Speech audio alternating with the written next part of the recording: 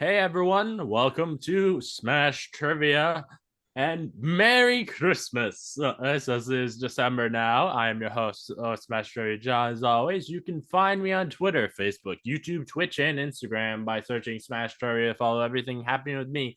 I'll be the one with the big old green head in the profile picture. I'm so excited to get into this. This is the game of analysis. Basically, in this series, I review everything Hulk, all the movies and TV shows, and occasionally some other stuff. Hope you enjoy. Smash Trivia presents the Gamma Analysis. I want to ask everyone listening if they could please do something for me. Please share the hell out of this podcast with all your friends. For this episode, I'm reviewing the Guardians of the Galaxy Holiday Special. Oh, and I'd like to take a moment to say that Smash Trivia now has a Patreon, so please check that out. We have some fantastic extra content on there. I bet you'll love. The tiers are as follows: $1 a month is Hulka Holla for $1. There $3 a month is Reading Room with Hulkie and Shulkie, and $5 a month is Smashing the TV. I'm joined by my co-host Keith. How are you doing, Keith? Oh! I'm good, John. How are you? I'm doing good. All right. So It is Keith, by the way. It's not Santa. Santa didn't have the time to record tonight, so you got me instead. And I'm glad that you were expecting me in that Santa, as you just said out loud. Anyways, continue. And as always, our Hulka Holla for $1. We have Derek Sager, Gabriel Floral, and Film Critter. And I actually have some trivia questions for you this time. All right. So, Hit me. the first one. Finish this quote from Quill. I come from a planet of outlaws. Billy the Kid, Bonnie and Clyde, blank. Kevin Bacon? I'll give the answer to that one later in the episode. And we have another one. Chris Pratt based his portrayal of Star-Lord on which two iconic characters? I'm guessing Han Solo had to be one of them. As far as the other one, I have. You know what? I'm gonna take a long shot again because he's a star of this special. Kevin Bacon from Tremors. If you haven't seen Tremors, I would highly recommend it because he plays a clueless Southern, like, I think he's just like a handyman or something, but he gets wrapped up in a alien species ground worm horror scenario, and the hilarity ensues. I don't even know if they meant it to be a comedy, but Kevin Bacon makes it a comedy. It was great. Tremors. Yeah. Can't recommend it enough. All right. What was your question? Right. You might have gotten one of those two characters correct. Yeah, I think Han Solo. You mean? Yeah. Shocking. And then one last question. I didn't have this written down, but this is one I find I should really enter seeing. So, this is something I've known for a few years now. But the both of the Guardians of the two Guardians of the Galaxy films have released. They're both of them have a deleted cameo from what actor? Deleted cameo from what actor? Oh, I'll give you a hint. He does appear in another one of James Gunn's films, The Suicide Squad. He appears, or yes. He's a star of the Suicide Squad? He appears. Oh shit. Oh man, Taika Waititi. I just know he wasn't a star, but he was in. Super nice. The other two, I'll wait till the end of the episode to give you the answers to. But I'm going to give you the answer to this one now. The answer to this one is Nathan Fillion. Oh shit! Nathan Fillion did voice act a character in the first Guardians. I don't know about the second one, but he was definitely the guy who gets Groot's fingers up his nose in the prison. Mm-hmm. I don't know if that constitutes appearing though. He so he was supposed to in both films have like an actual, like, you see him Fillion. But both films he got cut out of the film. They filmed stuff with him, but he got cut out of them. At least one of them I know he was going to be he was going to play Simon Williams, which is the alter ego of the superhero Wonder Man, and who's also an actor. Wow. So, which I would have loved for Nathan Fillion and to actually end up getting to play him, but I think I'm still very happy with the casting that Marvel has done for the Wonder Man series that's coming up. Yeah, same. Yaya Abdul Al Jabim. There's I think something like that is how you pronounce his name. Yeah, I'm not 100% on myself, but I know that the movies I've seen that actor in, he's been Yeah, fucking amazing. yeah. So I'm pretty happy with that casting. But yeah, it's interesting to me how it seems that James Gunn really wanted him to appear on screen, but he kept ending up having to cut him out. So I think he was very happy when he finally got him to be able to appear in the Suicide Squad. It makes sense. And he was what what the heck He was was his I think he was called the Detachable Kid the in detachable Suicide kid. So is Squad. the TDK kid or the Yeah. TD he was called TDK and no one knew why. And then when he went into that fight, he started detaching and people were horrified. It was a pretty hilarious character. Yeah. Mm-hmm. So the actor's name Yahya Abdul Mateen II, and Okay. he is not only Black Mantis or Black is that the name Yes. of the in the Or acronym? Black Manta, I think. Black Manta. So he's Black. No, I'm thinking Mantis because I got Mantis on the brain now. So Black Manta is also in the Watchmen TV series. He's in the Candyman movie that came out, in the Matrix Resurrections movie. He played Yep. like new Morpheus. It's kind of crazy. The amount of things that guy's done in the last like even just 5 years is insane. Handmaid's Tale, Us, Black Mirror, like this guy's eaten up like critically acclaimed roles and like Yep. crazy. It's good for him. I'm really happy Oh for yeah. him. All right. So and before we start this review, I do have one little announcement for Austin. So I will not in December be having any podcast episodes every week, like at least for the main podcast. As I'm only going to have this episode and possibly one other. And I'm not gonna reveal that yet because um depending on how scheduling goes, I don't know whether we're gonna be able to end up doing that one yet or not. But just I just want to put that announcement out there so that people aren't wondering why there's no podcast episodes. It's the week after this episode goes out. Uh, all right, let's get started on this review. Let's do it.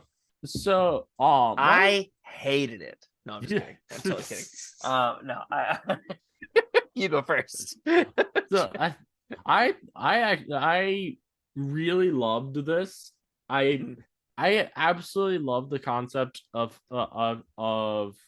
holiday specials for things. And it's like Yeah. it gives me so much nostalgia from watching like TV shows have special Christmas episodes when I was a Yeah. kid. Yeah. So I really enjoyed that. And I think James Gunn did an incredible job with this. Mhm. Um, I think I I think he it had a pretty great like I would say pretty original story for the that I don't think we've seen many Christmas films that are similar to this.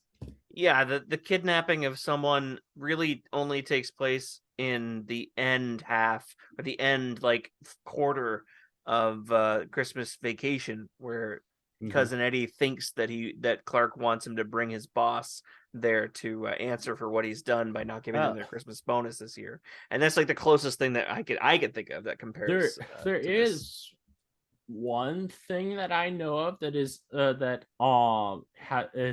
similar to this, and James Gunn definitely knew about this, as this film actually appears within the film we're reviewing. So the one Kevin Bacon's watching? Yes, the film Kevin Bacon's watching is No, what Santa that was. Claus Conquers the Martians, which is apparently a film where Martians kidnap Santa Claus. Of course James Gunn would be a fan of that though, right? Like You I see his so shit before the MCU scooped him up. He is just into weird, uncomfortable Martian film yeah. ideas. That is his thing. Yeah. And I'm going to actually for one of my Beast Smash films in December, I'm gonna do the Santa Claus Conquers the Martians. Good. Someone should. I'm glad you're doing it. Oh god. Please take one for the team and do it for everyone else. Oh man. So one thing I want to talk about since Wait, can I share my general thoughts? Oh yeah, yeah, yeah. Of course. I'm just teasing. This special not only surprised me that it was kind of a nice little departure from such serious stuff. And don't get me wrong, I mean, people could yell at me for being hypocritical and saying, "Oh, you didn't like how silly Thor was, or how silly Multiverse of Madness was." Like, no, that's the wrong kind of silly. She-Hulk started to get into the right kind of silly. Werewolf by Night got into a silliness slash fun and kind of horror as well. That was so detached from everything else. That was fun, but knew what it was doing. And this to me feels very self-realized, very understanding of what it was trying to seek out and do, and did it very well. And if you're asking me which characters I wanted to see delved into more that don't get enough screen time, it was Mantis and Drax. So that I'm 100% on board with this. So yeah, I was surprised. And not only that, but my fiance enjoyed it. So I think yeah, I'm pretty sure the third Guardians of the Galaxy film is going to be a heavily focused for Rocket. So I think the only one of the Guardians who were by the end of the Guardians run we won't have known a lot about is actually Groot and his race. I think that's the only one of them that they won't have delved much into. And and that's okay, because I feel like if they end it, at least the James Gunn Guardians trilogy, they end it with him, he's done with them because he's got to go run DC now, and they're kind of getting all their stories wrapped up. Groot will continue on. I have no doubt in my mind that Groot will continue to be a character in the MCU, despite other Guardians characters disappearing. And I would say the biggest thing for that is because towards that is that it seems even more so than all of the rest of the Guardians characters. I think Vin Diesel really loves playing Groot. Yeah, I mean, how could you not? You could probably record it at home on your phone, say "I am Groot" 18 more times than you did last week. Though I imagine it does get a little bit tiring how the first film he had to do it like over 1,000 times. Well, yeah, but you think about it like, okay, you've got those 1,000 recordings. Now we're good, right? Like he might have to come back to say like one inflection they didn't think about, or like say it in Spanish in a way that they didn't think about before. Like I feel like he couldn't possibly have a worse job. Like it's when everybody learned what working from home because of the pandemic was like, and he was like, "Oh, I knew about this way back when we did Guardians 1. Like I could probably do this forever." Of course he can. And he's beloved regardless. So there you go. Oh man, but yeah, I would really like to delve more into Groot's species and his in the world he's from, because I think it would be interesting, and particularly like really since though they have it has been signed in the comics, but it hasn't really been and talked about in the movies why he can only say a couple different words. He's a Pokemon. he's part Pokemon. I thought this was decided. Oh man. Yeah. Okay, sorry, guys. But speaking of Groot though, I've seen a lot of people, they don't like the look of Groot in this. What did you think of Groot in this?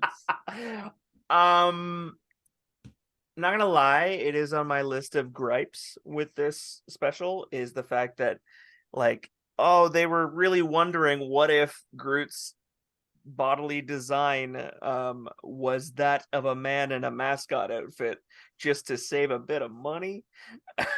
That was pretty smart, and if that isn't what the reason was behind it, I'd be Well, shocked. I don't think it would. I don't think it would be that since James Gunn did say it was completely CGI. So I'm terrified by that explanation, because it's like, if it was CGI, why was he not like tall and lanky, and instead could have just been played by a guy in a suit?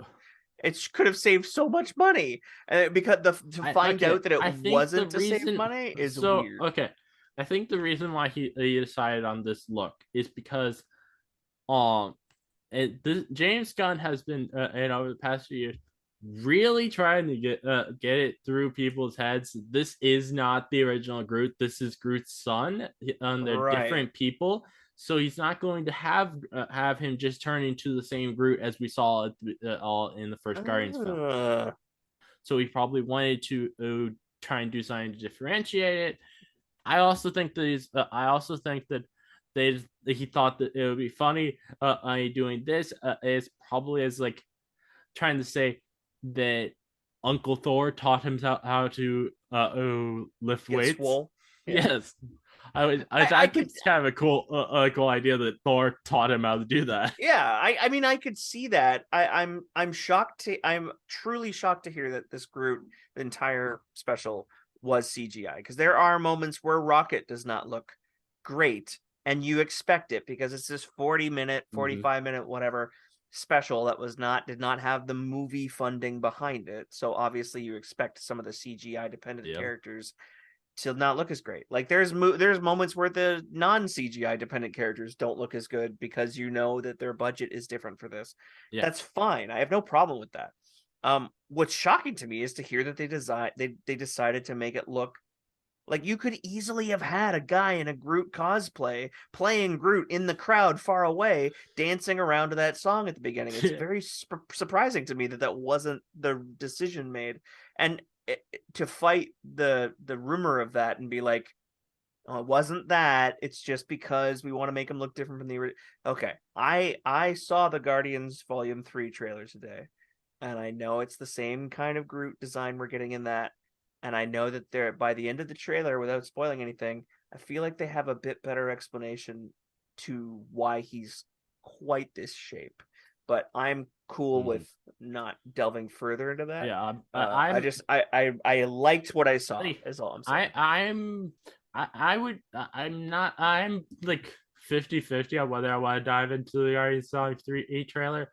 Like, part of me thinks that it would be fun to talk about, but at the same time, I don't want to spoil it for people who are planning on just trying to go into the film without out watching trailers, which I know at least our friend Brandy he likes to try and do that at each time. So Brandy, we're looking out for you. We don't want you to be sacrileging anything with your movie viewing experience. I get it. I will not talk about the trailer. So I would say so I don't hate this look for Groot, but it's definitely not one of my favorites. It's I think still my favorite is a tie between the original Groot and Baby Groot. Yeah, but I think at the same time I think I like this one about just as much as the teenage age Groot design. One thing about this Groot though that I did really like was I really liked this Groot's personality a lot. I enjoyed his like he's super excited by everything and he's at that stage of life now, and I just love that, and like, and it really works because of the fact that he is this really big guy. I think I agree, and I think that it's funny to think of, okay, like how many years or how many versions of a teenage Groot can we get? And they kind of gave us a bit of a subtlety in the sense that we got a very adolescent, like 12-year-old kind of Groot that was a bit of a dick, Mhm. and just like everybody who's older than me sucks and doesn't know what they're talking about, and that was why he was like, I'm Groot. Like that was the funniest. Like, oh, the acorn's on you, buddy. Like I really like that Groot. Seeing Mhm. him now as like they're still referencing or talking about him as if he's a kid. He's clearly learned to lift. He's he's taken on some Thor traits. I like that. I like that idea that Thor taught him that, because they've definitely spent enough time together. Yeah, and I feel like he would consider Thor like an uncle. Yeah, for sure.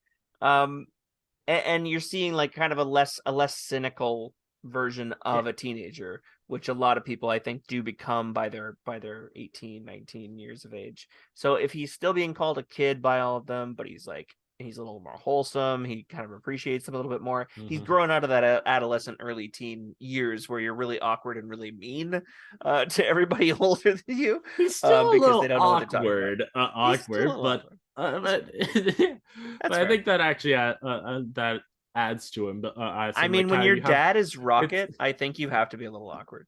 like it like I thought I found it really cute how like how when he's trying to get Quill to come outside, he just does this awkward run away from the window after watching him. I did notice that. I caught that a little bit more the second time. Yeah, that was great. um um so I think obviously since they're the main characters, there's Mantis and Drax are definitely the highlights out of this. I think particularly Mantis is. Absolutely. I absolutely love how there was such a big thing about the little funny man and the and Mantis's candy cane. Yes. Do you think this looks like a man? And they're like, no, my friend's just being an Yeah. idiot. I there's a few Uh, moments in this where I feel like I wish they had done a bit of a nod. Two moments in particular where the idea that Mantis, maybe fill in some blanks for us, because we haven't seen how they interact on the ship and everything since picking up Mantis, since picking up mhm. um Gamora. Not Gamora, sorry. Nebula. I wanted a bit of explanation behind two things. A, the idea that she's hanging out with Nebula more. Um and softening Nebula's sharp edges, as well as kind of brooding her strength up a little bit, Yeah. because Mantis knowing how to fight in this movie all of a sudden could have easily been explained by the fact that her and Nebula train once a week or something, like just something like that, to show Yeah. that they have some friendships that you wouldn't have guessed. But also the fact that she calls Drax an idiot so much, it's like, oh, she's picking up some other traits from Nebula, just being like just being absolute truth, a soothsayer, very very Mhm. honest with people like Drax. I liked that a lot. One thing I was surprised with in the film is with how Kevin Bacon, I think he's probably in his 60s now, and he was pretty like he did a great job while he was running away from them, and Yeah, like I was very surprised when he jumped off his house. I'm like, this is a 60-year-old man, and he's like doing great for his shape, of did being he in do all his shape. own stunts? It looked like it. It looked pretty believable. Yeah, At you're least, at right. least to me, it looked really very believable. But yeah, oh, Yeah, the guy's 64 and he's kicking ass. I thought he was very good in this. He mhm. was darling. I loved Oh Kevin yeah, Bacon. I love how they're like act like a hero. He started, first off goes to this World War II guy, and then they're like, don't do an accent. So he's like, okay, I'm Batman. I'm Bruce Wayne. Wait, I got yeah, Bruce Wayne. You're like, who's Bruce Wayne? Oh, we hate you. Yeah. Oh I, man. I really enjoyed that from Dave Bautista and Palm. I'm gonna say her name wrong. Dang it! Hang on, Palm Clementif. Um, say like ruled this Oh so yeah. well. I wanted more from them. I got more from them, and I think that I Mantis is clearly like it almost felt like this whole special was a vehicle for those Mantis lovers. who wanted to see more of her specifically, and those who didn't perhaps love her before would end up loving her after. I think that was kind of like a passion project behind it all, was like, oh, let's make Mantis amazing, because she absolutely kills it. Oh Yeah. I think one of my favorite scenes in this to be the has to be the gift giving scenes where everybody's giving each other gifts. It's just so wholesome. It was really sweet. I liked the Bucky's arm thing. I'm curious where that's gonna get explained one day. Like, where did Bucky's arm go? He's just, if they just wash it away with like, I got a new arm, threw the other one in the trash. Like, yeah, like I kind of feel like it's like Bucky probably has as multiple arms, and he's arms. So when what's her name and Nebula came asking for it, I feel like he probably was like, yeah, I'll give him an arm for Christmas. And but that's true. I feel like those as well. He probably put in one. He probably wrote in one small area of it.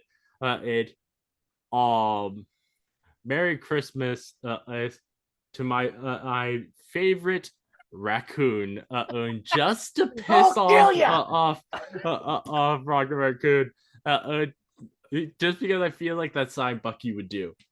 And make it be a really small area, so that it would take a while before or Rocket actually found it. Like a week later, he notices it. He's like, God damn it.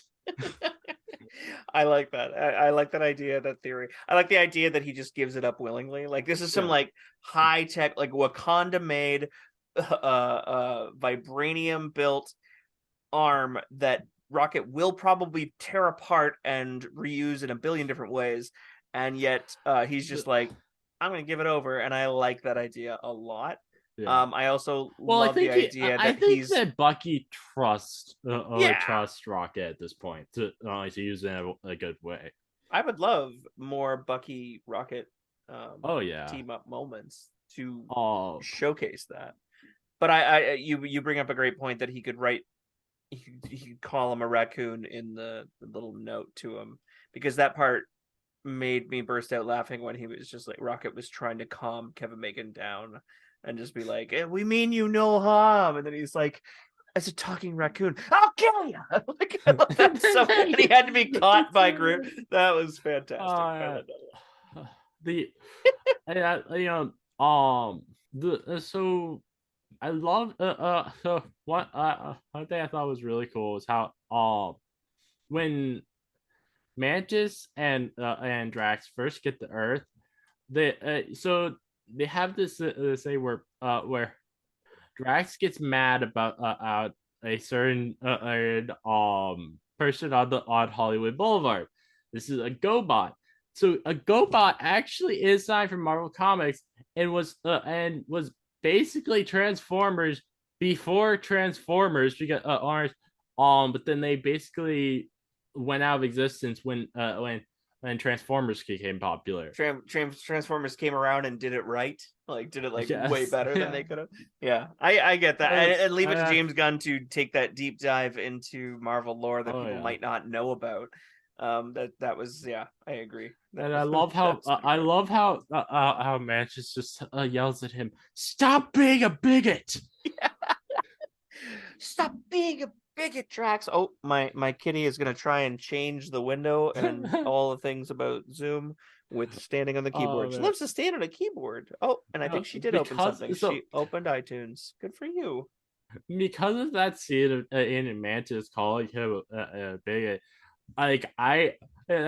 so one thing I really I think would have been fun if they had done, and this is probably an obviously because this is me and my podcast, but since they were in Los Angeles, I think it would have been fun if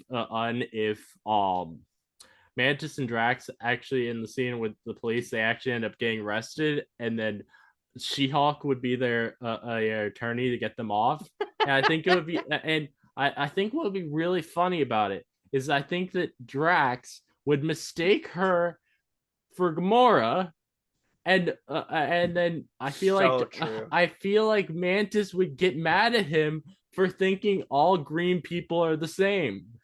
That's a pretty great crafted spin-off moment or team up moment, because like at first I was like, oh John, you just want She-Hulk to be in everything.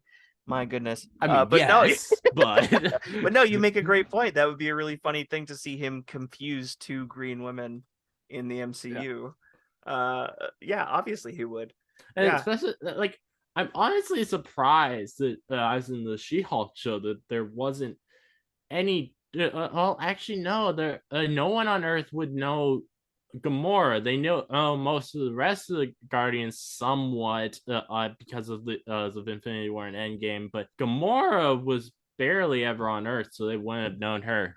That's one of the things that Katie actually asked me when we were watching, when they show up at Kevin Bacon's like video gate thing. She was like, "Oh, why wouldn't they be famous? Like, wouldn't people know who they were?" I was like, "They probably covered, like, they were only on Earth really to do the Endgame battle, and so much of that battle was covered poorly because of the lack of actual on-site witnesses in this like Mhm. barren wasteland Like zone that they they were doing this like battle." only Like, really information the public knows about it is from Scott Lang's podcast. exactly. And I was thinking, like, there's probably, like, he doesn't really know them much more than Rocket. Like, he knows Rocket. He doesn't know Mantis. He doesn't know Drax. They were gone for most of it. Rocket was the only one Yeah. alive at the time. Though Oh. it is one thing I find interesting about it is so Mantis and Drax didn't really have any scenes with Captain America, but Mm. Mantis knew Steve when she thought that one of the people on Hollywood Boulevard was him. So I'm Yeah. wondering if they were on Earth longer than we knew. I like to think that her and Steve bumped into each other at the buffet at Tony's funeral, and she was eating all the shrimp and he just wanted like one. He's like, I hadn't had shrimp in like 50 to 60 years. I just wanted some cocktail shrimp. And she'd be like, wow, you're Steve. And like blinked weird at him. And yeah, I think that's probably how that went. Right before he traveled back in time to be Oh, happy with his I betrothed mean, forever. But yeah. yeah, I mean, I could kind of see a man just having a bit of a starry eye see Steve for We some reason. connected over a cocktail jumbo shrimp. And Drax is just like, why do they call it shrimp? I thought that meant small. Oh man. So, I think I mean, some of my favorites from the gift giving, like I love Groot's reaction to the Game Boy that Peter gave him. That was really cute, and then it was really fun like how Groot made each person like a little figurine thing, Yeah, yeah. I like that too. which I like not just from the fact that it's cute, but also I think that kind of adds a little bit more to Groot's character that Yeah. he has a creative side. And the fact that he We must haven't have done seen that that in before. seconds. Like he would have made that in Yeah, seconds because of some of those things especially being stories told that day. Like he yeah, had to have really it's learned that. funny how like most of them are things he was not there for, or and then the last one is literally of The Kraglin one. Kraglin The Kraglin one was amazing. Yeah, just that was very funny. looking at it.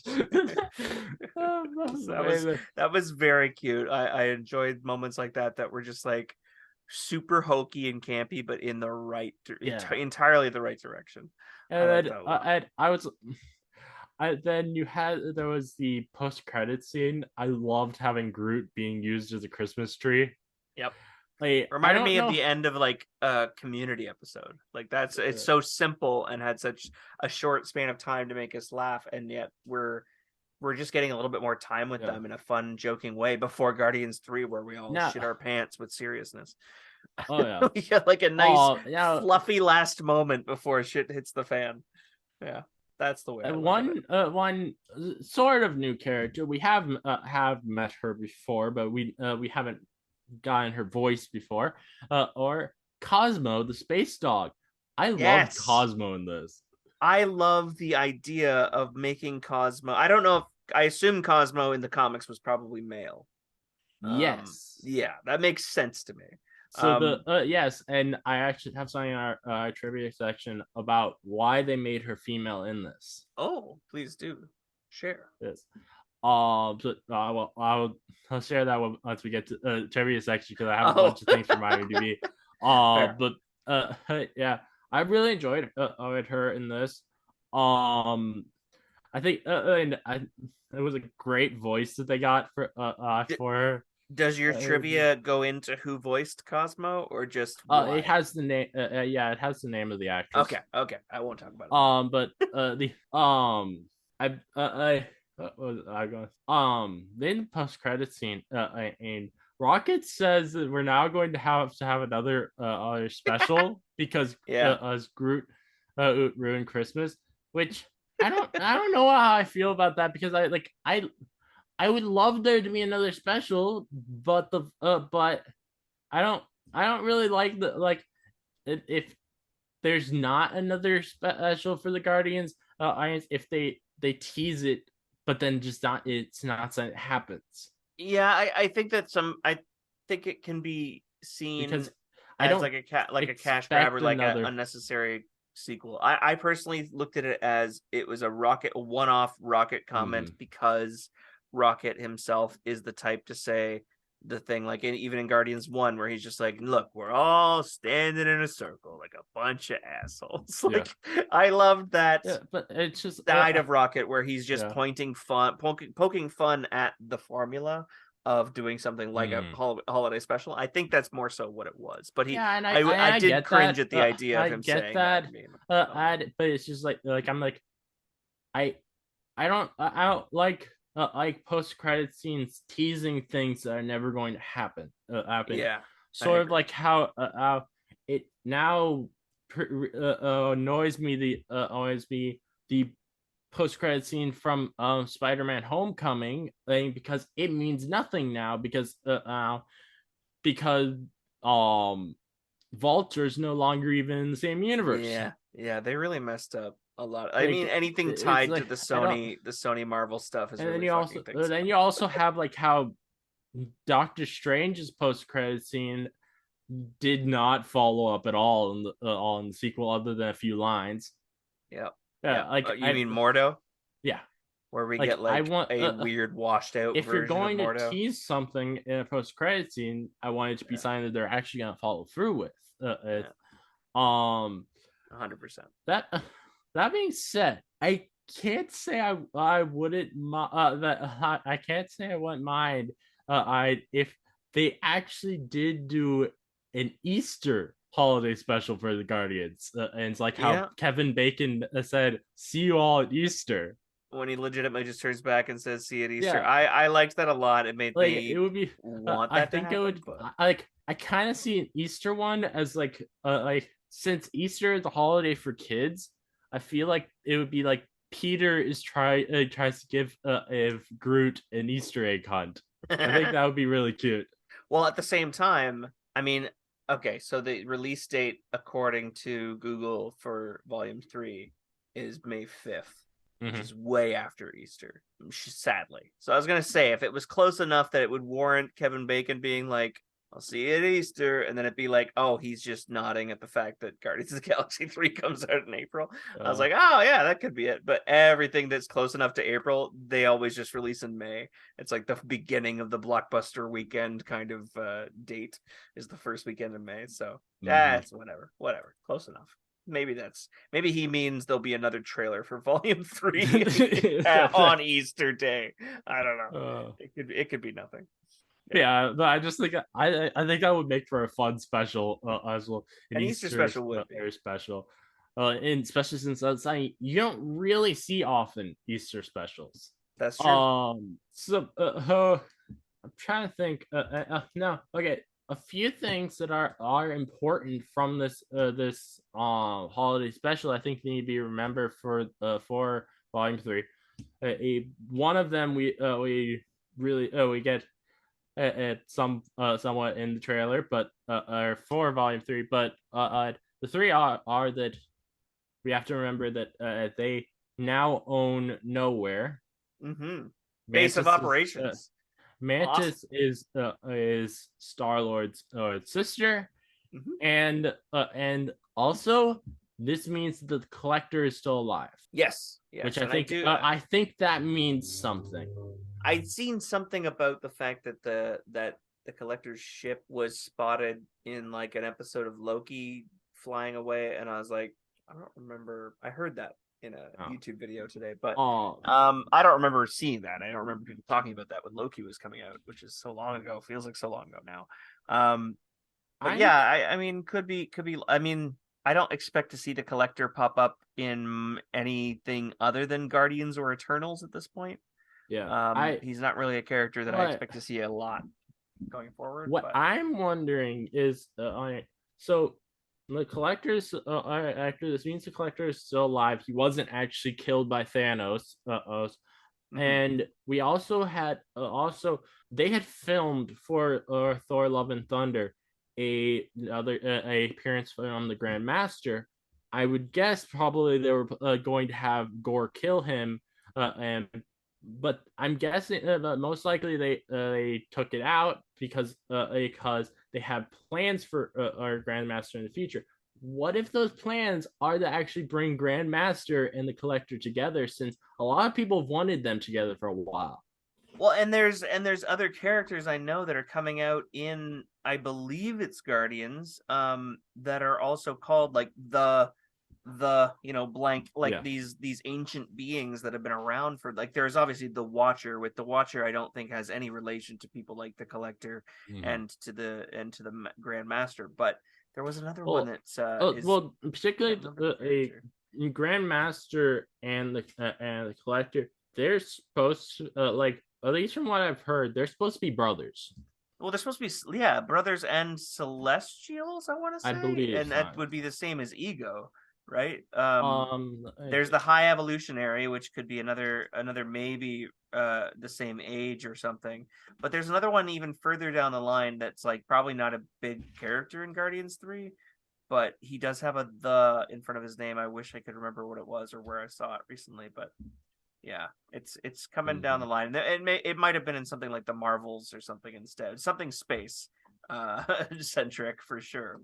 That's Mhm. Marvel in the future. I'm trying to see if I can find on the wiki what they actually they call what both him and the Collector are, because I know there was a phrase of what they call them. I can't yeah, I can't find it on the Elders of the Universe is what I see it as, like, um the Collectors. Tanalier Tavan is one of the Elders of the Universe, is close okay. to his fellow Elder Andui Gast, which is the Grand Master. He apparently came to self-awareness billions of years ago on the planet Cygnus, and he's an enormously powerful being who wielded the power of the primordial, Okay. which is, yeah, that's a lot of information, but it doesn't really categorize what they are. Hmm. But the Okay. Well, Collector and the but Grandmaster are of the same kind of being or race, I think creature. I think there is like at least some likelihood that the reason that they're saying that the Collector is alive, and the reason they cut out Grandmaster dying from Thor: Love and Thunder, is that I feel like there's a good chance they plan on trying to bring them together for something. I'd love to see it. I mean, they as well as others could definitely like hold some kind of council against some characters in the future. I just think that Hmm. they've both been played to be such a joke at this point.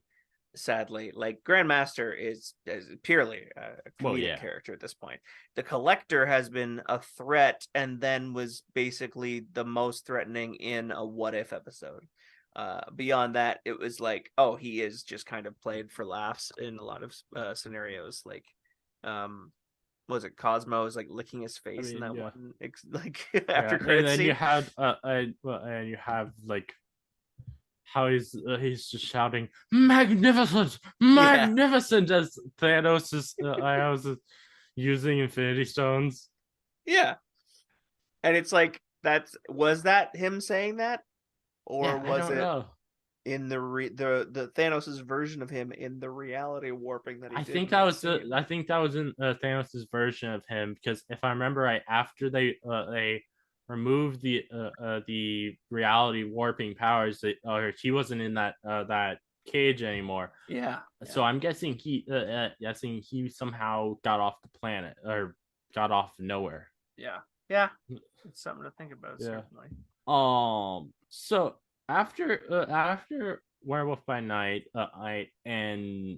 this, what are some other characters you'd like to see have some kind of holiday specials? Oh man, like to me it's like I don't know how many kind of holiday specials I want to see specifically other than Christmas and Halloween. The rest of Yeah. them don't really mean Well, a I'm not whole lot to particularly me, thinking of any of the but the holidays, but I'm characters. talking about the characters, because like I for one just love the idea of seeing characters we know in different holiday settings. Well, I mean, the what even got me thinking just the other day was, oh, it's Christmas time. What do I want to rewatch? And it's like, okay, there's all holiday movies I would normally watch, but you know what also made that list? Hawkeye.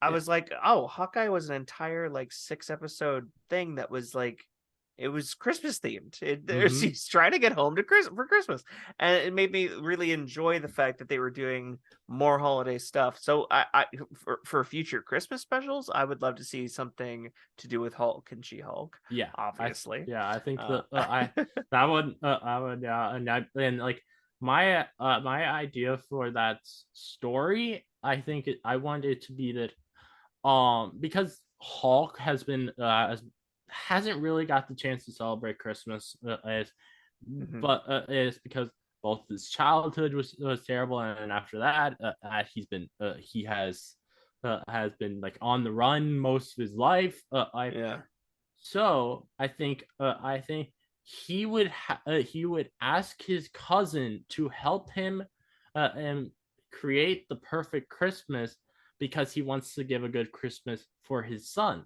I feel would be that the would be perfect sweet. story for it. That would be very sweet. Because I think he is now he has his son. I think he's trying to figure out how to be a father. Yeah. Oh, undoubtedly. Yeah, I can't wait to understand their dynamic more and actually hear Mhm. his son speak because I It feel like I it don't saddens me have a though that clue. it's probably going to be many years before we see him and his son again. Hmm. So, which I'm like, I kind of, because of that fact, I kind of wish they hadn't revealed his son in the She-Hulk finale, because now I want to see that a lot sooner. Yeah, it felt I kind of and want. it felt kind of horned in Mhm. to teach it or to make us all like salivate and go, "Oh man, when are we going to get that?" And it's like you can Yeah, lean you're more probably heavily on the yeah possibility that people might you're enjoy like She-Hulk. you're You don't not need that. you're we're not going to probably see that for at least 2 to 3 years, Yeah. and on that's in part because at least till I think at least till either next year or the year after that, Marvel can't make still can't make a Hulk thing That's as crazy. because of Universal. It's also the reason why they can't make a solo Namor film, because Universal Right. also owns Namor. Yeah. So that it's interesting. But then another one I kind of want to see is I think it would be really fun to get a holiday special about Sam Wilson and his family, and we can have throughout it, Bucky is there, trying to flirt with his sister throughout the holidays. I think that would be Sarah. so fun. Sarah. Yeah. It's like, like get any ideas? Uncle Sam. and I think we can and I We think like Bucky now. also though, like I could see a Bucky and Sam like um going on using their powers to kind of try and be like Santa Claus, giving gifts. Oh, you want to go real camp with it. You want them to like, oh, someone kidnapped Santa. Let's replace him with Bucky and I Sam. don't need not even and someone kidnaps Santa, but they're just like I just kind of like the idea of like them like they're sitting at the house and they're like, why we have these superpowers, and yes, we fight crime with them, but why don't we use them to do something nice for some people? Like go and just like try bring getting a bunch of food to go to a homeless shelter, or just dropping off presents at people's houses, and especially since it kind of seems like Sam grew up in a family that was poor. I could see Sam wanting to give trying to bring presents to under like underprivileged kids. Yeah, underprivileged kids. I think that would be a fun thing. Honestly, I think out of everybody that is like currently existing and free to maybe have an adventure in the MCU, I think you're right. I can't really think of anybody else. Maybe Loki, but Loki's probably got enough on his hands. Where Bucky and Sam have got like a bit of time to kill. It would be interesting to see what a TVA Christmas would be like. Yeah, but now he's got to reintroduce himself to everybody. I feel like the whole time, I'm like Loki would just be like, "What are you guys doing? This is weird." And it would be Mobius who gets him into the holiday spirit. Yeah, and he's like reminding him, remember that one time that you like ruined my salad? Oh yes, man. Yes, I did do that. I'm very sorry. Yeah, that would be. I mean, Sam and Bucky make the most sense. And honestly, the idea of bringing gifts to underprivileged kids, it's probably the sweetest thing I've heard all day. So, or maybe all month. I mean, this is December 1st, but there's lots of time left. But yeah, it is a very sweet idea. I like that idea a lot. Of him bringing gifts to underprivileged kids. I've been like thinking about this idea of having a Sam and Bucky a one for a few weeks now, and I'm like, this sounds like a really fun idea, honestly. I like it a lot.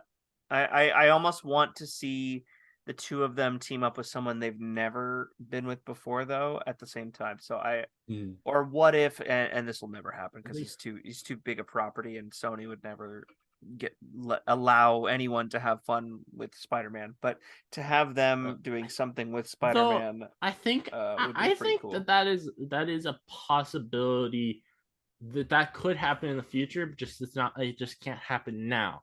The reason I say that is because I think that the last Spider-Man deal that was made, I think the reason why we aren't seeing Spider-Man Disney Plus stuff is I think that they just simply made that deal before Marvel was really thinking enough about Disney Plus, so they didn't think, let's try to put Disney Plus shows into the contract. So it's so like the contract is currently just movies.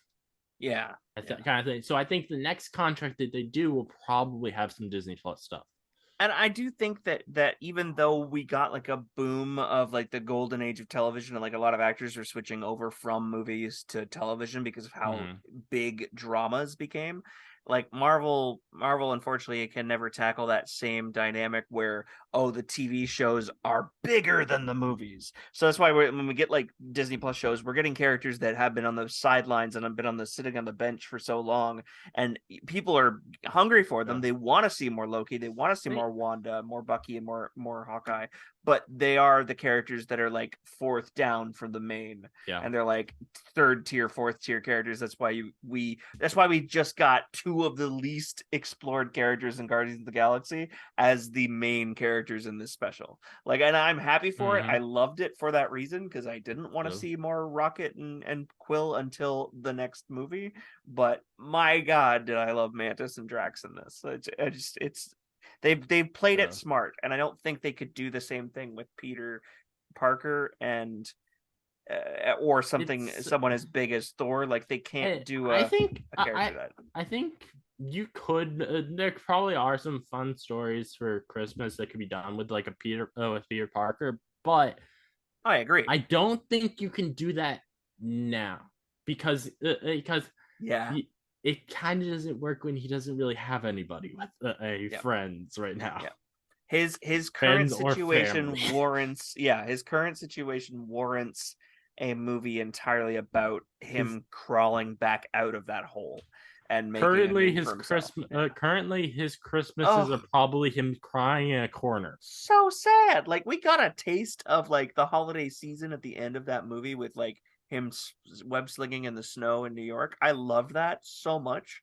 It got me like that was some of the cool like when I think of like other superhero Christmas tie-ins or like the tone even, I'm thinking like almost exclusively Batman and like Tim Burton Batman where there are some Christmas moments in those movies that are so gothic and cool and Mm-hmm. like the music is right and the snowy cityscape is awesome. I haven't seen anything like that from Marvel other than maybe Iron Man 3 where he's like has the big Christmas moment and like has the fireworks at the end of that movie. Like there's not really a Christmassy kind of thing going on except for the end of No Way Home and Guardians Holiday Special. Yeah. Oh, I think if there's any other, I don't know what other characters, but it is something I do want Marvel to definitely continue doing these Mhm. special presentations. These are definitely a very like fresh feeling thing for the MCU. Yeah. Well, I got questions for you about this special. Okay. What did you think of Mantis jumping from hallway to hallway wall in pursuit of Kevin Bacon? I loved that. That was hilarious. It's terrifying. So scary. I, What it it was what yeah, go like ahead. so it was all it was like it was so creepy too. It's like I love that. What did you think of Drax being bulletproof to human bullets? Which I don't think he Not realized or anyone surprised. knew. Yeah, I mean, you got to make these guys strong and remind people that even though they might not be as strong as, say, Thor or like, even No. even Steve Rogers, they're not that super human. They are still superhuman. So I love Yeah. that they got a chance to show that and flex that. That was fun. I've got another question for you that I'm gonna whip up at the top of my head. What did you think of the song "I Don't Know What Christmas Is"? I love it. it's I have been singing it almost every day since I was watching the special last week for the first time. it's very It's catchy. so good. It's very I very I catchy. I love the didn't it's I didn't I love it the find it first time. I loved it the second time. I don't know why. What I happened? love I find it so hilarious the line in it about how Mrs. Claus is working the pole. I didn't even. I love that. Like so, James Gunn wrote that. Obviously, I mean, he wrote the whole special, but he wrote the Mm. lyrics to that song. But he credits Rocket, kind of, for being like the first of the. It goes. Everything I learned about Christmas, I learned from Rocket, who learned it from Cosmo, who learned it from. Who did he say? Cosmo learned it Uh from Nebula who learned Nebula, it for who learned it from Quill. Kraglin. Crag, right? Okay, yeah. So it all comes through to Rocket at Who the learned end. it So from his like, Peter. yeah, who in his version of telephone, like all these suspicious things that, like, like the idea, like the what was the line about the dentist? He's like, they're like the talk about the elves being the minions of Santa, and then one of the lines is like, Uh, once a dentist, now presumed dead or something. I was like, oh my god, that's so good. And then like who and what is a Apparently that's a turtle dove? reference to an old old one of the like stop motion animated Christmas things. You don't immediately know what that's from? Oh my god, John, you I gotta don't. watch the stop animation Rudolph. I watched all of those as a kid, but I don't remember any of them really They're much. they're so goddamn They're creepy, but like the best one is Rudolph, I and don't that's the one. like. I feel like you watch those to enjoy them at each season, but the stories are very forgettable. Mm, it's true. Like, but My favorite thing about that story is simply the fact that they go to a place called the Island of Misfit Toys. Because I have always surrounded myself with friends that I could consider we are the island of misfit toys. Like we are the people that have something about us that is not conventionally this or that or socially adept or something, and it makes us just like yeah, we bond to the fact that I like making friends with people who feel like outcasts, and it's like you don't need to be an outcast. We have each other, and the whole idea around that is beautiful, I think. One last thing before I get into the trivia for the episode, I think really cool is how since they're in Los Angeles and in Hollywood specifically, there are posters for multiple Kingo movies. Yes, I thought that that's so fun that there's that they made that connectivity in there. I love that too, and I wonder if it's some kind of like in memoriam too, where he's like his career is blowing up even more because he's been missing from Earth for the last year. Is he missing? He got scooped up by Aramesh. I don't remember if he got scooped up. Okay. The three remaining ones that got scooped up were him, Cersei, and Phastos. Everybody? Oh, was it everybody that was on Earth still? It was everybody who didn't go with Athena or Athena and what's his name? Athena Irish and guy. Druig. Yes, Athena and Druig. Yeah. Mm-hmm. Who else was there? I guess Sprite and yeah. No. Sprite wouldn't have been scooped up. She's powerless now. Because she's powerless now. It was Athena, Druig, and Makari were on the ship, and then they met with Pip the Troll and Harry Styles. Yes, you can just call him Harry Styles. Thanos' brother that somehow looks like Harry Styles. Well, Thanos' lineage is very complicated. Anyways, but yeah, I liked the idea that Kingo could be maybe getting celebrated right now because he is an actor missing in action. Where the hell did that man go? Especially after they just found out that he is. Did his documentary ever release for people know that he's an Eternal now? Yeah, but I do find it interesting. So this should be taking place like probably like 2 years or so now after Endgame, I would guess. 2 or 3 years. Versus we know that I know Eternals was like just like wasn't it like just like 6 months or something? And I think so. So he was so he's been gone a while, and so it's surprising that he still has 2 new movies coming out that they would have posters out for. Yeah, well, that's what I'm saying is I think that they were movies that blew up after the fact that people, and was one. I think one of them was Christmas themed. I could be wrong. Yeah, one of them is called Kingo's Christmas with the there you go. Christmas being spelled with a K. Oh, it's almost too many K's. That's close. But yeah, I figured it could be just the fact that he had maybe made those ones, and then people were celebrating him because of the fact that he's missing in action, and maybe they're like, oh man, this huge star, we should in memoriam kind of put him everywhere. But yeah.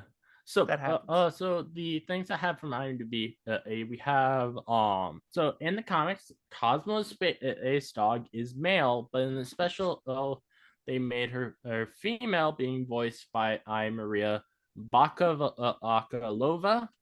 Yeah, and this harkens back to the actual Soviet space dog program, which many of the canines were female, including Leica, which is the very first Earthborn creature in space, of which who Cosmo is based on. Oh, nice. I as soon as when I heard the voice, I knew I recognized it, but I've only seen Maria Bakalova in one other thing, and it was Borat, and she is so damn good in that movie that I was so happy to hear that she's voicing Cosmo, and I hope that Cosmo pops up a hell of a lot more. I hope that Cosmo is in volume 3.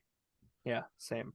Oh man, one thing I was actually very surprised that Isaac didn't make an appearance in this holiday special. Howard the Duck, since he appeared in both the first Guardians of the Galaxy films, I'm surprised that James Gunn didn't continue that tradition by having him appear in this. Yeah, no, that's fair. Maybe it was something that fell on the cutting room floor, or maybe he was So just so wrapped up in doing Peacemaker. hopefully at least he pops up in Guardians Volume 3.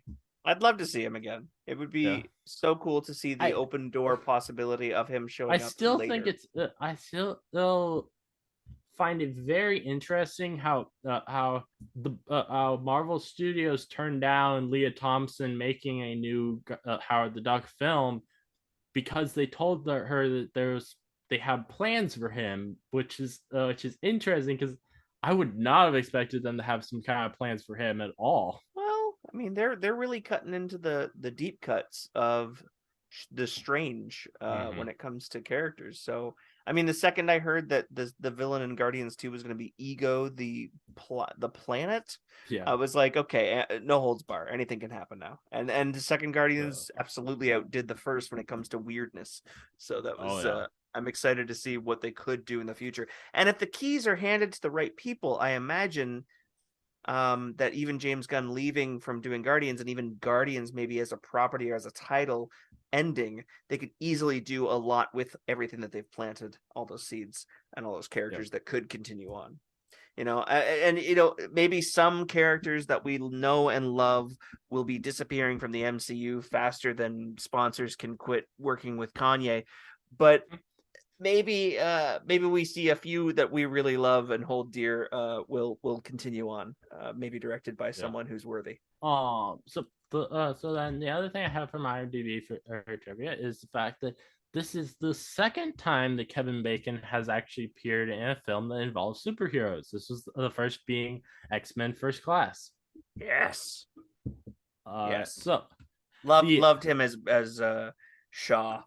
Bernard, not Bernard Shaw, that's a freaking prime minister. The hell's his name? Sebastian Shaw. I was close. Sebastian Shaw. yeah. Great character from the comics. And that the answers to the trivia questions from earlier. The answer to the first question was that as Quill said, the quote was that I came from on a planet of outlaws, Billy the Kid, Bonnie and Clyde, and John Stamos. Oh, damn it. He never talks about John Stamos again. And then the other, Shoot. and then you got correct at Han Solo for the was Yeah. one of the influences. The other influence was Marty McFly. Oh, smart. Yep, I see it.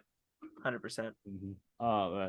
Which reminds me, I watched recently this thing for where Woody Harrelson was talking about out what is his name and the actor who plays Marty McFly Michael J. Fox. yeah, Michael J. Fox. He was talking about him, and Michael J. Fox was also there as they were giving him an award, and it was really beautiful how he's talking about Michael J. Fox and their friendship. Like, I haven't seen Doc Hollywood, which is apparently the only film they've done together, but that they're talking together about their friendship really makes me want to see a film with them together, and like also particularly like a film like now I think would be really interesting now that they're older or people. Well, I think it would be fun. I think it would be really interesting to see them do a comedy together, and like, Awesome. and like it's honest. And apparently, like Woody Harrelson was one of the first people who Michael J. Fox ended up telling about his Parkinson's. Really? He Yeah, knew all the way back then, 1991. Holy shit. That's crazy. Like I was pretty emotional after watching that awards ceremony thing. It was really beautiful. Yeah.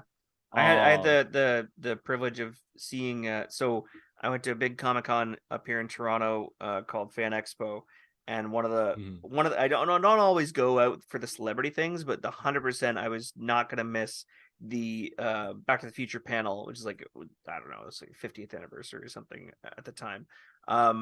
and both Michael J. Fox and Christopher Lloyd were there, and Leah Thompson, the rest of the cast. They were talking, and first time I've ever seen Michael J. Fox in person since like probably his Parkinson had really progressed. Mhm.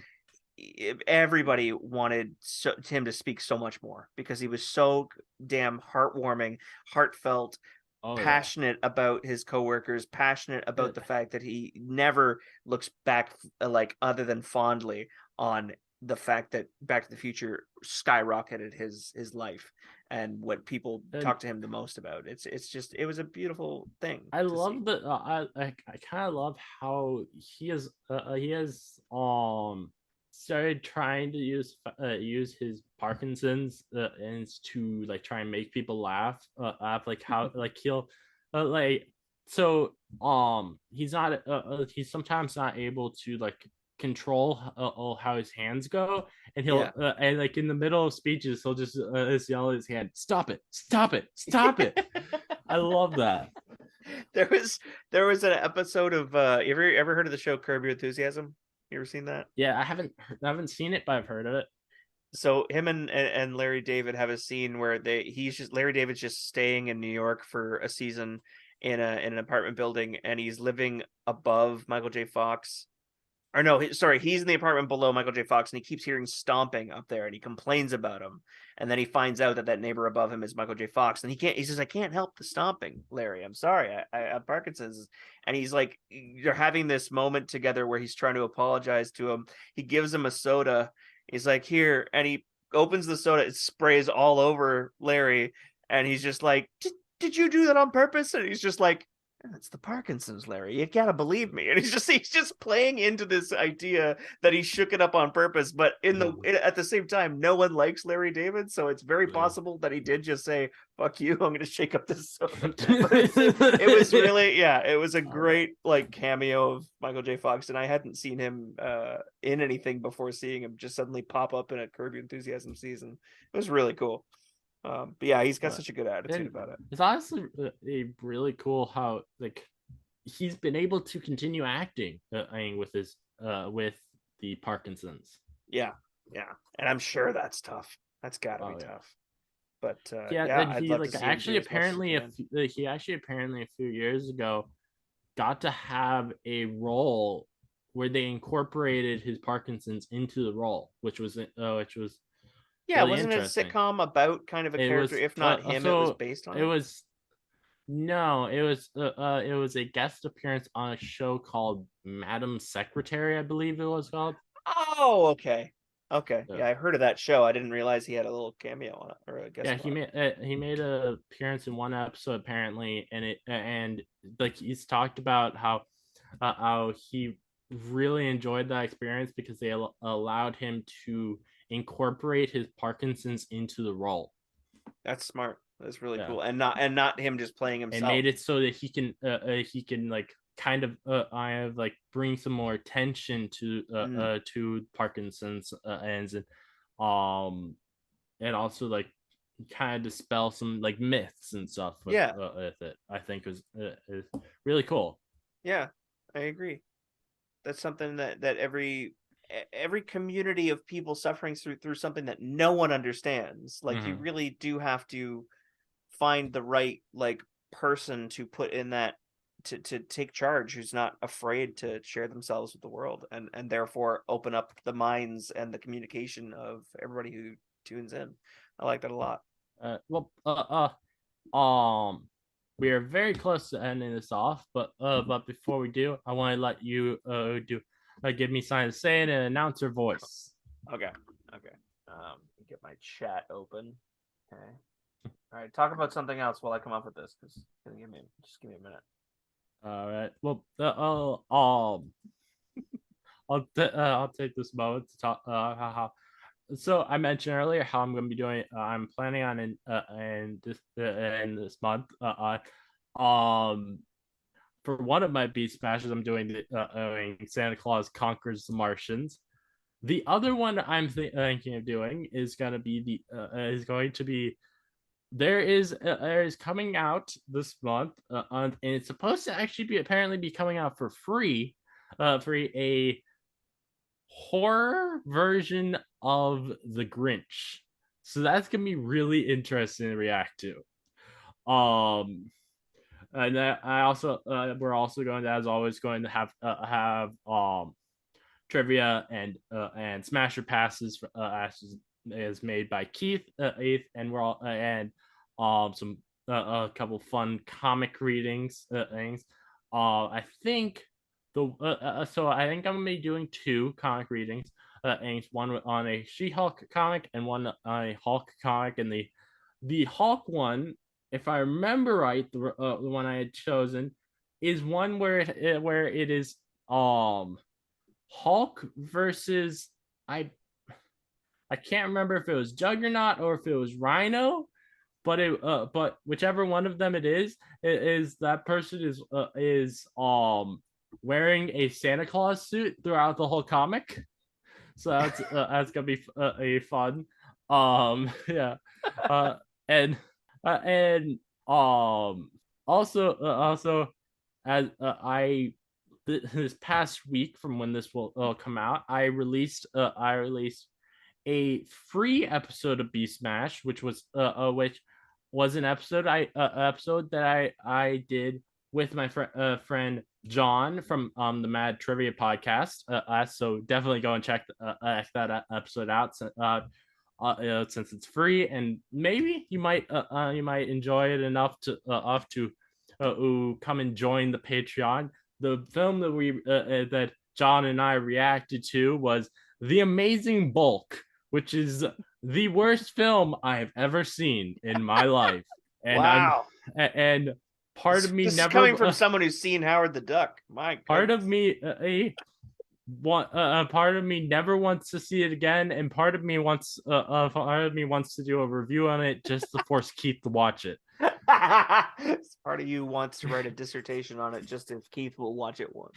Because it would be hilarious to get your reaction to how terrible this film is. It is a pain. It is a pain to watch that. Maybe I'll react to it. Maybe I'll record my reaction and then put it on the Patreon. And people can check it out there. All right. So we have my I think for the announcer voice. So Keith wanted me to say, "Be Kevin Bacon, but like if you didn't suck." Very well done. All right. Well, before I end this off, is there any final things you'd like to say, Keith? This was a great departure from the big, world-ending things that I know are coming when it comes to Quantumania and Guardians 2 or Guardians 3. I know that there's going to be some dramatic shit, so I was very happy to see something so silly and fun. I kind of feel like Marvel, what they're kind of doing right now is like, I feel like they kind of thought Phase 4 they're going to give people like some fun outings as like a little bit of a palate cleanser after how dark things got at the end of Phase 3, and then now after their Phase 4, we are now going to be going back into it being a dark arc and more serious than it's been in a while. At least with both of Ant-Man and Guardians Volume 3, they released these trailers for both of those today. It's not exactly a trailer for the Ant-Man one, but it's but I don't think either of them have nearly as many jokes as we've gotten in previous trailers for either of those franchises, which is interesting. There's and I think the one film next year that we'll be getting that will be a little bit more on the fun side is the Marvels. Yes, true, and I hope it is. I hope it honestly is, because there would be nothing more upsetting than if they were to do like an all-female, all like go hard and or go home kind of women empowerment movie and also make it really depressing. Like Black Panther, for the very perfect reason that Chadwick Boseman is gone, that was a huge like sonnet to him. It was like a very serious, very Oh beautiful yeah. moment, also empowering women. But at the same time, I don't really want them to feel like they can't have fun, like you know what I mean, Hmm. like give Yeah. the silliness as well, and not Oh just yeah. with Lady Thor, I think we're the also Mighty going Thor. Sorry. to I think we're also going to see a lot more seriousness on the Disney Plus side as well next year. Since like the one trailer we have for Secret Invasion is feels like some of the most serious stuff that we've got in the MCU. I don't think there was a single joke in that trailer. Very true. It was all serious stuff, Mm-hmm. and very much a like alien horror film. This is like Invasion of Yeah, the Body Snatchers, kind of scary, and that I movie think. is not Yeah, very funny at all.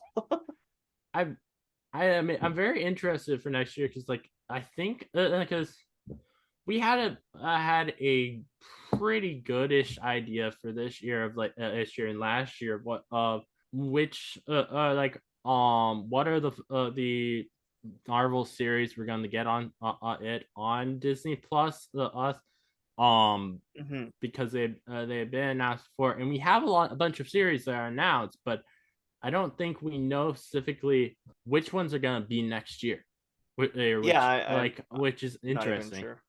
I'm just aware of the movies at this point. I think the only one that we that is I'd say is pretty likely to come out next year or that we know of is Echo because as they Right. filmed that already. True. That's the only one I know that of, which is so it's gonna be interesting to be able to go into next year not knowing and what's gonna be coming. Yeah. It'd be cool to see how long they can keep it a secret, because it's Mm-hmm. like at this point it's like people are gonna watch. Don't overload us with prep. Don't give us a bunch of Mm-hmm. commercials. I don't want to see commercials. I So want to see though results. I hope it's not too long from now when Secret Invasion releases because Hmm. it's been a long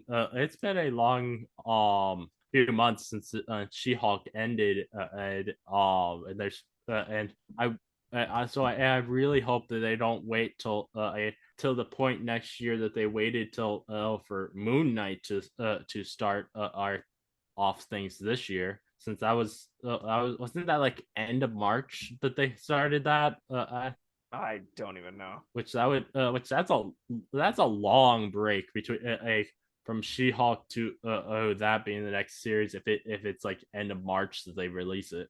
Yeah. Do you miss She-Hulk? Do you miss her? Yeah, I really do.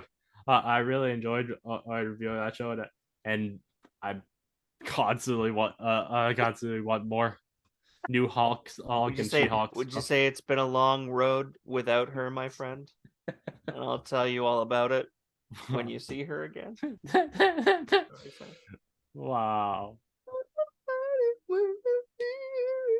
Oh Sorry, man. sorry. Yeah. That was a. I was looking for I some know. excuse to sing that lyric, and it was terrible. I didn't even try.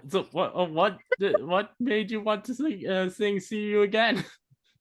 Because you were like, it's been like a cold, hard month since I've seen She-Hulk, and I emphasis on It's hard. been I'm well, just it's been a month and a half since She-Hulk, and it doesn't seem like we're getting a Marvel show for a while.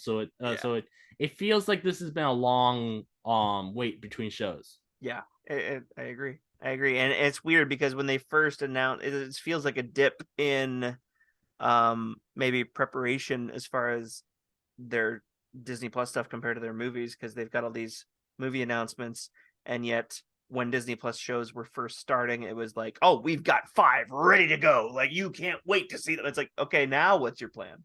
Because it Yeah. doesn't seem like you had much time spent on, like, even it felt like year 2 of Disney Plus shows felt weaker in the sense that there just weren't that many. Like, there's what? There there was was 3. three versus in last year. I think there was five. Yeah. I believe.